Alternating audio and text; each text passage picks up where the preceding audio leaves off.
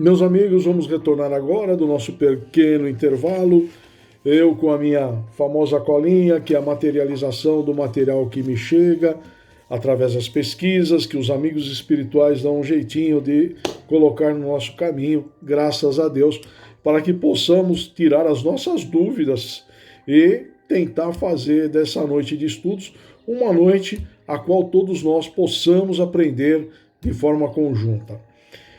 A semana passada eu pensei em começar a encerrar esse subitem com o estudo anterior, mas para não ficar tão longo e para que eu pudesse inserir nos comentários uma historinha que me chegou, uma historinha antiga, conhecida por muitos de vocês, acho que a maioria deva conhecê-la, mas eu acho que ela se encaixa muito nos estudos Poder Oculto, Talismã e Feiticeiros, que era o subitem anterior, como neste aqui, Bênçãos e Maldições.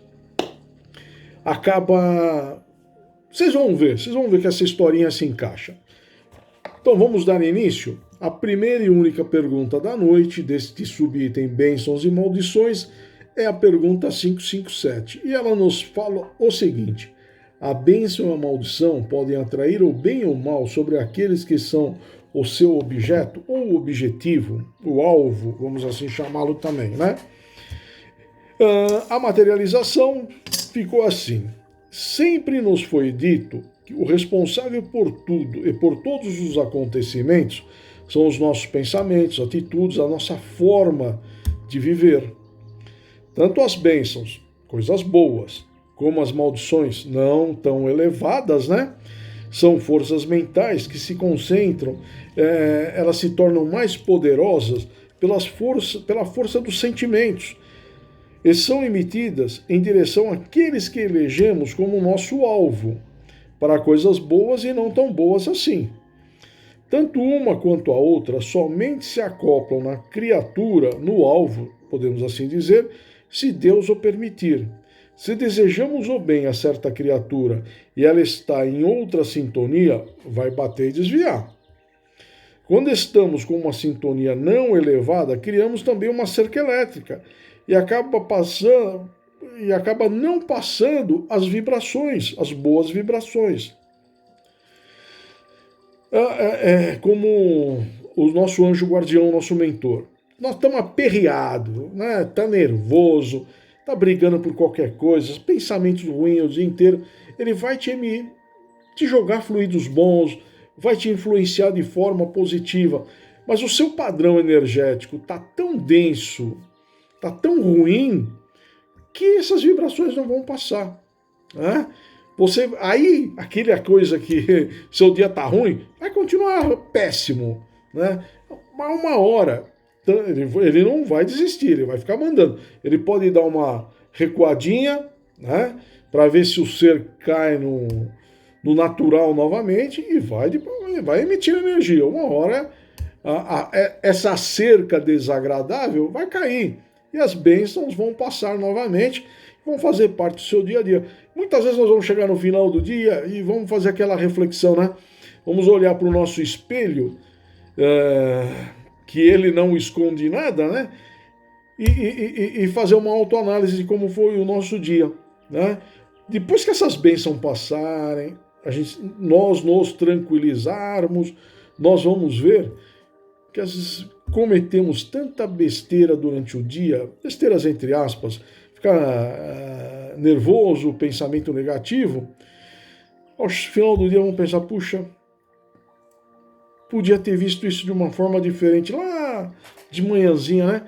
Como o meu dia ia ser melhor? Porque você vai chegar estressado, cansado, você vai chegar sem energia, porque você gastou toda ela, né? Com coisas não tão elevadas, mas tudo acontece de acordo com o nosso pensamento e os nossos sentimentos, né?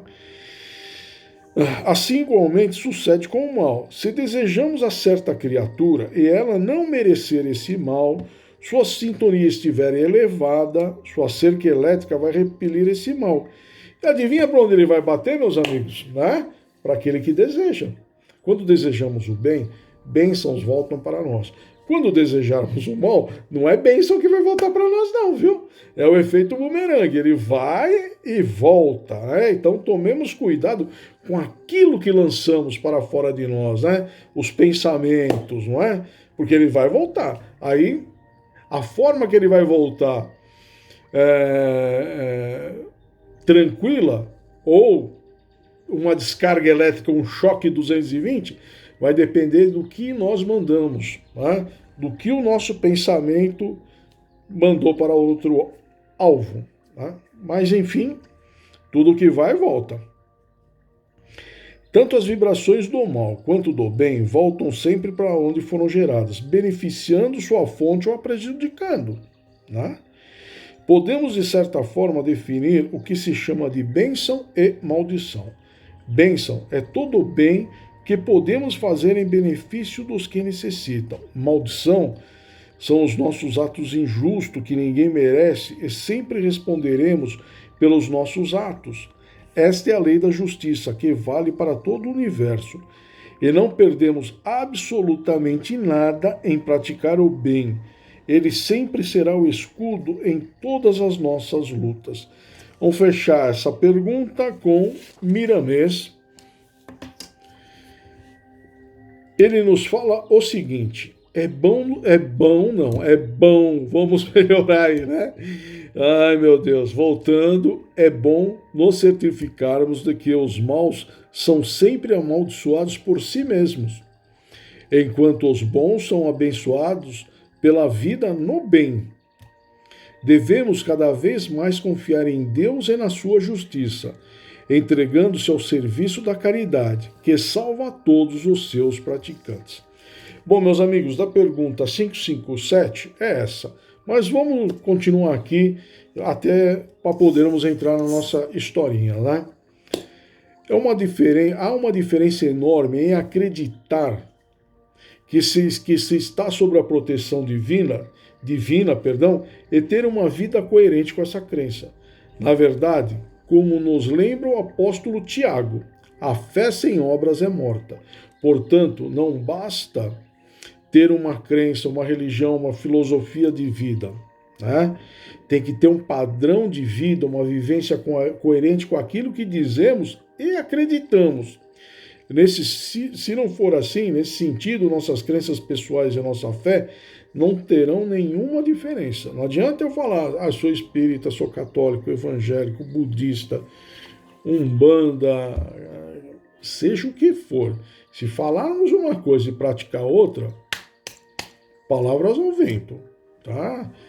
Então, não é simplesmente chegar e falar, olha, eu sou espírita, eu acredito na reencarnação, eu acho bacana o passe, gosto do estudo do livro dos espíritos, não passo sem uma aguinha fluidificada, toda semana tomo um passe, mas nós não praticamos caridade, né?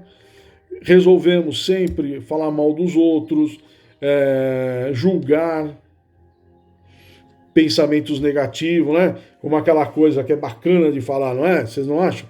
Se Deus for justo, né? Então, meus amigos, temos que mudar. Os nossos sentimentos, a forma dos nossos pensamentos, sentimentos, a forma que agimos, é a nossa chave mestre para abrir todas as portas na nossa evolução. Tá? Vamos evoluir? Vamos, mas temos que mudar os nossos pensamentos.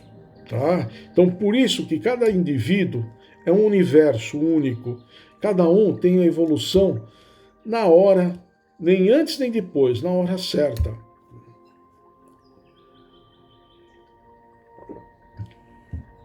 Porque, além de tudo, temos que acreditar e praticar naquilo que acreditamos, né? Magos ou feiticeiros são seres acima da média, podemos dizer, né? Podemos chamá-los de magos de luz e de trevas. E existem, tá? Como o nosso mentor, não pedimos ajuda para ele, chamá-lo de mago da luz também. Aquele irmãozinho que vem, infelizmente, nos obsediar, porque provocamos, tá? Não é porque ele não vem de graça. Alguma coisa tem no passado que não acertamos aquele fiozinho, é uma ponta solta ainda de uma história que temos que dar uma continuidade, amarrar e seguir. Então, pode ser que um irmão, dentro da concepção dele, isso é claro para todos nós, né? Ele está na justiça. E os daqui, né? O serzinho aqui acha que isso é vingança. Mas toda a história, dois lados, né? Então não basta ouvir só o meu, que tem o do moço aqui também, né? Que eu posso tê-lo prejudicado com certeza e ainda ele não conseguiu me perdoar ou eu não pedi perdão de coração a ele. Mas enfim, cada qual tem a sua história. É um outro exemplo simples, vai. Não temos aquele elemento com uma habilidade magnífica em tecnologia? O que ele é? Um gênio quando ele usa para o bem. Ele tem essa mesma habilidade, mas usa para as coisas não elevadas, não edificantes. Chamamos ele de hacker. O que é um hacker? É um cyberpirata, um pirata da tecnologia, um pirata da internet. Simplificando, um criminoso. Mas então, essa linha é muito tênue e precisamos tomar muito cuidado com tudo isso, né?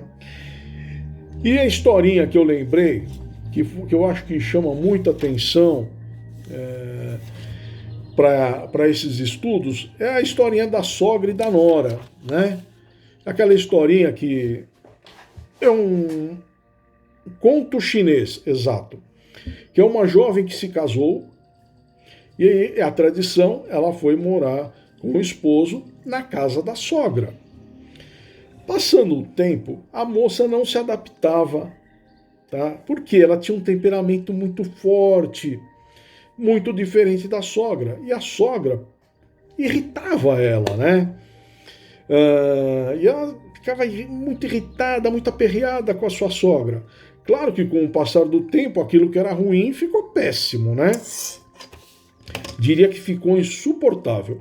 Mas, e ainda, para piorar, entre aspas, pelas tradições, a nora tinha que estar à disposição da sogra, servir a sogra. Então vocês imaginem, a moça já não se dava bem com a sogra, porque ela tinha um temperamento forte, ela não batia o santo dela com o santo da sogra, e ainda tinha que servir. Ali poderíamos dizer que aquele lar virou uma sucursal do inferno. Como ela deveria, como aqui eu diria, né?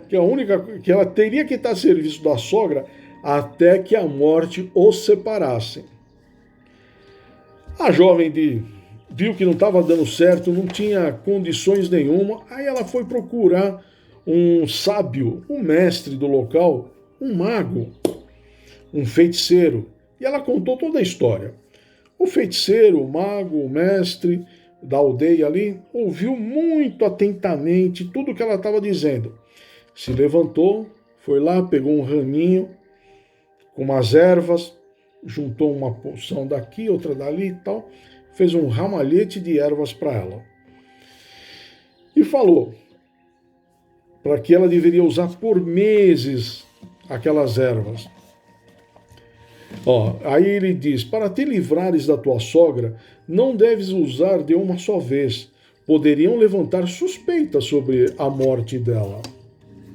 Vai misturando com a comida, com o suco, assim ela vai sendo envenenada aos poucos, tá? E você passe nesse período a tratá-la muito bem, tá? Você vai tratar sua sogra com muita amizade, com muito respeito e carinho, para não levantar suspeita nenhuma, para ninguém pensar que você é a causadora da morte dela. A jovem saiu de lá pimpona, alegre pra caramba, porque descobriu a fórmula mágica para tirar a sogra do seu caminho. Ela iria envenená-la aos pouquinhos, todos os dias, tá? Dava um pouquinho. Então a jovem, pensamento firme, vou executar o plano. Começou. Fazia maravilhosos jantares para a sogra, sempre colocando um pouquinho da erva no suco, a comida e tal. Ela passou a controlar o seu temperamento para não chamar atenção, para não ter briga, né? Sempre ali, tratando-la com carinho, com respeito, educação, fazendo comida, sendo gentil, agradável. Passaram-se 6 meses. Naquele lar não havia mais briga, não havia mais discussão. A jovem começou a ser tratada pela sua sogra como uma filha querida. Enfim, aquilo que era uma sucursal do inferno virou um paraíso, né? A jovem foi novamente à busca do mestre, do feiticeiro, do mago, e falou para ele, ela estava desesperada, que ela queria um antídoto, que ela tinha que parar aquele processo de envenenamento da sua sogra, né? O mestre falou para ela, ela disse ainda que ela não queria mais matar a sogra, porque a sogra havia mudado, não queria mais envenená-la, queria o antídoto. O mestre ri e fala, quem mudou foi você, as ervas eram apenas chá, o veneno estava nos seus pensamentos e atitudes, mas foi substituído pela prática do amor ao próximo, tolerância e paciência. E ele acaba essa história para com ela, dizendo, a pessoa que ama os outros será amada. Então, meus amigos, isso aqui, eu relembrei dessa historinha aqui, porque tudo é pensamento, tudo são atitudes, né? Do estudo da semana passada, a Terezinha, nossa companheira, nos lembrou das benzedeiras, né? Aí o seu Laudemir colocou no grupo o endereço de uma, que a Andréia já levou sua filha, a Camila. O que é uma benzedeira? É um mago, um mentor, um ser elevado, um médium que Deus deu esse dom para essa pessoa, para que ela pudesse aliviar, trazer conforto espiritual, também físico, para aqueles que a procuram. Mas você vai conseguir ter esses bons resultados quando você também tiver de coração aberto para receber isso. A jovem aqui, ela achava que a sogra era ruim. E, na verdade, ela mudou os seus pensamentos, suas atitudes, a sua conduta, tudo virou um paraíso. Mas ela precisou tomar um sustinho, pensar, vou envenenar, vou me livrar. Com o tempo, ela mudou esse pensamento. Por quê?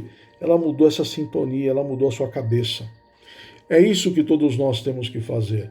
Bênçãos, maldições, elas começam aqui. Podem nos prejudicar, claro, sem dúvida nenhuma, como nos beneficiar. Tudo vai depender do padrão vibratório, que nos encontrarmos. Coisa mais bela do que você ser benzido é um sinal incondicional de amor que alguém tem por alguém que nem conhece. E como eu falo, todas as mães são médiums. Todos nós recebemos o primeiro passe na vida das nossas mães. Quantas vezes elas não ficaram no nosso ouvido, barriguinha, ou o gesto de nos colocar para dormir, nos agasalhar, aconchegar, sempre com carinho. A nossa mãe é o nosso primeiro médium, a nossa primeira maga, se tiver essa palavra. Por quê? É amor. Amor é a chave de tudo. É a chave para que precisamos para dar início à nossa reforma íntima. Bom, meus amigos, a próxima semana, eu espero que quem não conhecia essa historinha, a Sogra e a Nora, que é um conto chinês, na internet vocês vão encontrar, e com muito mais eloquência na apresentação do que a minha. Mas, meus amigos, infelizmente ainda só podemos nos encontrar de forma virtual. Então, eu deixo um grande abraço a todos. Eu agradeço de coração essa oportunidade bendita que vocês me deram de adentrar os seus lares e foi um prazer inenarrável receber cada um de vocês em minha casa. Tenho a certeza que nos encontraremos na próxima semana e todos, se melhorarmos os nossos pensamentos, teremos uma semana abençoada. Muita paz, muita tranquilidade. Se não for possível se realizar tudo aquilo que queremos, tenho a certeza que vamos receber muito mais do que merecemos. Então, Eu deixo um beijo no coração de todos, espero reencontrá-los na próxima semana. Fiquem com Deus, obrigado pela paciência. Tchau, fiquem com Deus e tenham uma linda semana.